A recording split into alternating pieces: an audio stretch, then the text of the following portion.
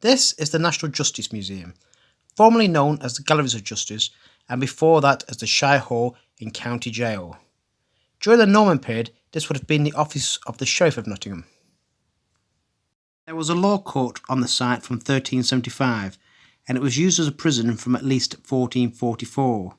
The site houses a Victorian courtroom, an underground jail, and a site used for executions. This is St Mary's, the oldest religious building in Nottingham. It is believed that there was a church here well into the Saxon period, and that there has been at least 3 churches here before the one we see today, which was started at the end of Edward III's reign, with additions right up to Henry VII's reign. There has been some notable burials, including Thomas Beardmore, dentist of George III, and George Africanus, a former slave who went on to open his own employment agency. In the Robin Hood ballad, titled Robin Hood and the Monk, one of the oldest surviving ballads, it says how Robin went to Mass at St Mary's and was recognised by a monk who reported him to the sheriff. This leads to Robin being captured and later getting rescued by his men.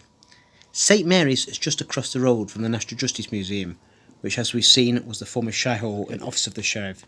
So if it's true, the monk would have had far to go to fetch the sheriff. This is the Bell Inn, one of 3 pubs in Nottingham to claim to be the oldest. It was probably constructed around 1420 as a refectory for the monks from the nearby monastery. It became an alehouse in 1539. Inside can be seen beams over 500 years old, a window near the entrance called the leprosy window, where legend has it customers had their fingers counted to make sure they didn't have the disease before they entered. If you would just excuse the Santa for a second, this is a 13th century well shaft that leads down to the cellar caves. This is Newdigate House, completed in 1675. It was leased to Camille Houston, Duc de Tallard, the Marshal of France, who was captured at the Battle of Blenheim.